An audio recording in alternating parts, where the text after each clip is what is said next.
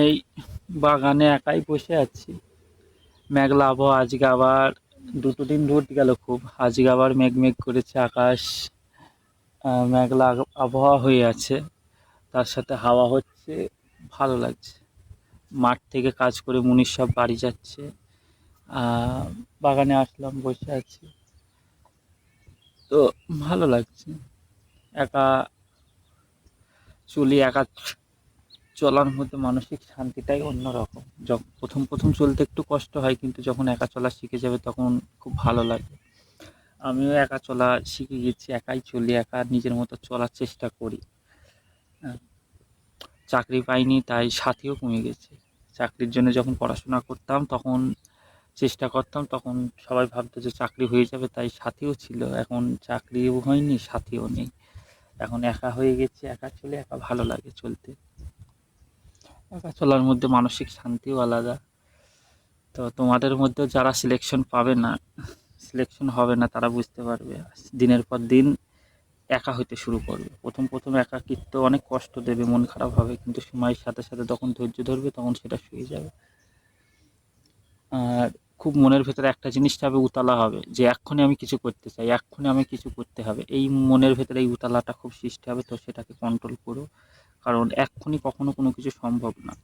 তুমি 2 বছর, 3 বছর, 4 বছর চেষ্টা করার পরে সরকারের চাকরির মেরিট লিস্টে টিকতে পারোনি, সেটার জন্য এতটা সময় চেষ্টা করেছো, তারপর তুমি এক্সাম, মাঠ, ইন্টারভিউ এত কিছু ক্লিয়ার করে এই জায়গায় এসছো। সেটা একদিনে হয়নি। 10 লাখ 15 লাখ ছেলেকে পিছনে ফেলে তুমি যখন এই জায়গায় আসতে, তোমার তখন 2 বছর, 4 বছর, 5 বছরের পরিশ্রম লেগে গেছে। সে জায়গায় তুমি একদিনে বা এক্ষুনি আমি কিছু করতে চাই, এটা কখনো সম্ভব না। ওটা হচ্ছে মনের ভেতরে একটা উতলা সৃষ্টি হয়। তো সেই জিনিসগুলোকে কন্ট্রোল করো, বা আর নিজেকে নিজে শক্ত রাখবা। আর সবার থেকে দূরে গিয়ে একা, মানুষ অনেক কথা বলবে, আমাকেও অনেক কথা বলে যে কী করে খাবা। আমিও জানি না আমি কী করে খাবো।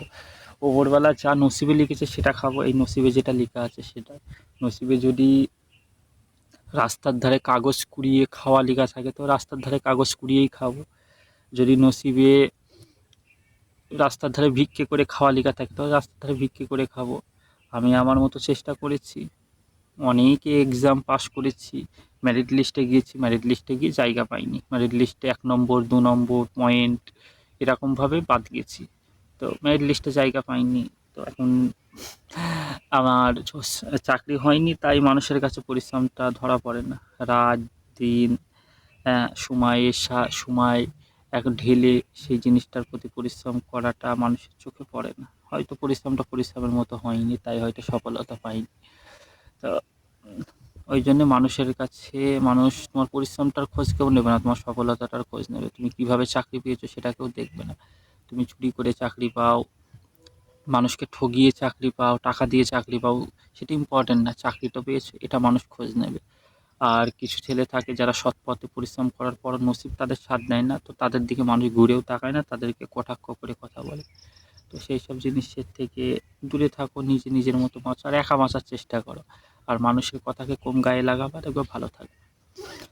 হ্যাঁ, যদি কেউ না থাকতে চাই, একা বাঁচবা, পুরো একা।